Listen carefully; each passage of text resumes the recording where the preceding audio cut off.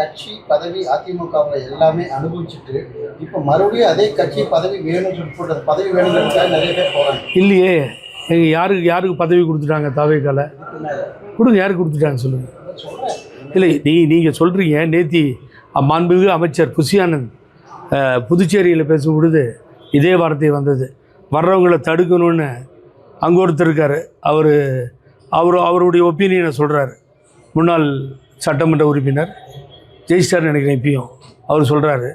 அப்போ ஆனந்த் அண்ணா அழகாக சொன்னார், பொதுச் செயலாளர் மாண்புமிகு அமைச்சர் புசி ஆனந்த் சார், உங்களை வெறுத்து போய் தான் வராங்க, நீங்கள் வேணான்னு தான் வராங்க. அவங்க அப்படி நீங்கள் வச்சுக்க முடியாமல் வெளியில் அனுப்புகிற ஆட்கள் அவங்க வரும்பொழுது ஏற்றுக்கொள்ளக்கூடாதான்னு கேட்குறாரு. ஆகவே தாவேக்காவை நோக்கி போனதுக்கு காரணம் யார்? போகிறவங்களை இந்த சகுனிகளோ எடப்பாடியோ தடுக்கிறாங்களா போகக்கூடாதுன்னு? துணை பொதுச் செயலாளர் வேண்டான்னார்ல வேலுமணி, தகராறில் தானே போகுது. ஒரு நாளைக்கு வந்து பார்த்தா அவர் குறைஞ்சிருவாரா? என்ன சார் சொல்லுங்கள். பழனிசாமி வாயா, இங்கே இப்படி தானே பேசிகிட்டு இருந்தோம், உனக்கு என்ன கொம்பு முளைச்சிச்சப்போ? கட்சி அழியுதில்லை சார். யார்கிட்ட இறங்கி போய் ரோட்டில் போகிறவங்களாம் திட்டுறாங்க சார் பழனிசாமியை. ஒரு மாபெரும் இயக்கம் அழிந்தே போய்விட்டது. அரவணைப்பது தாவேக்கா.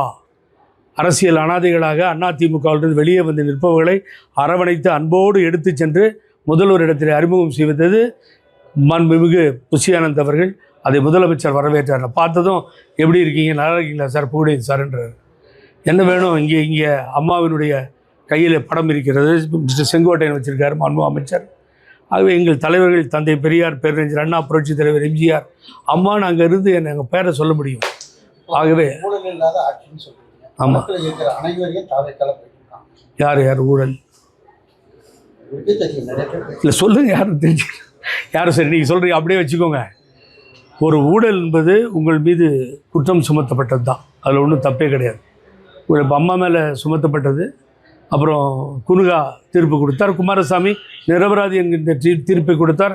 அதோடு அவங்க இறந்தாங்க, அபீட் ஆச்சு. அதில் குற்றமற்றவர் என்பதை நிரூபிக்க வேண்டிய இடத்தில் இருப்பவர்கள் குற்றம் சாட்டப்பட்டவர். ஊழல் குற்றச்சாட்டுக்கு யார் சொந்தக்காரர்களோ அவர்கள் நிரூபிக்கணும் அவங்கள குற்றமற்றவர்கள்னு சொல்லி. நடுவிலேயே நீங்கள் நானும் ஜட்ஜ்மெண்ட் கொடுக்க முடியாது.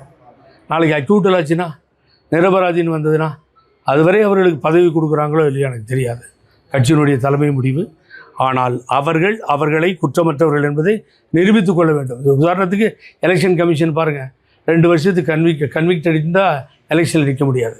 அப்போது 2 வருஷத்துக்கு கம்மி இருந்து எலெக்ஷனில் நிற்கலான்றான். ஸோ அது வரைக்கும் நீங்கள் வந்து நிறைய கேஸை ஃபேஸ் பண்ணுறவங்க எலெக்ஷனில் நிற்கிறாங்க.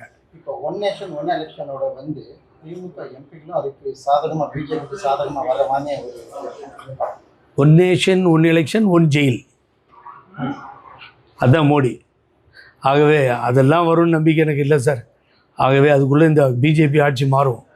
வர நாடாளுமன்றத்தில் பிஜேபி ஆட்சி மாற வேண்டும், மாறும். ஆகவே அந்த நிலை நிச்சயமாக ஏற்படும்.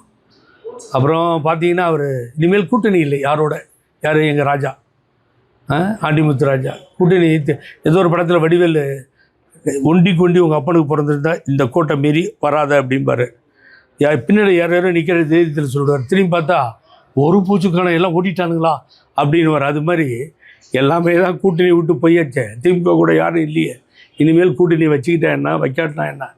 ஆகவே தவறான பேச்சுக்கள். அதுக்கு தான் இன்றைக்கி அவரை பற்றி பேசணுன்னே நான் வந்து இந்த ப்ரெஸ் மீட் பண்ணேன். ராஜா நிறுத்திக்கோங்க, உங்களுக்கும் நல்லாயிருக்கும், நமக்கும் நல்லாயிருக்கும், அப்புறம் வேறு மாதிரி போயிடும். ஆகவே இந்த முதல்வரை பேசுவதை மரியாதையாக நிறுத்திக்கோங்கன்னு தான் நான் அன்போடு கேட்டுக்கொள்கிறேன். நான் விசாரிச்சார், நல்லா இருக்கீங்களா சார், நல்லா இருக்கேன்னு. ஒரு இலக்கு 3 புரட்சின்ற ஒரு மெமோண்டோ, ஒரு நினைவு பரிசை கொடுத்தேன். அவரே எடுத்து காமிச்சார், விசாரித்தார்.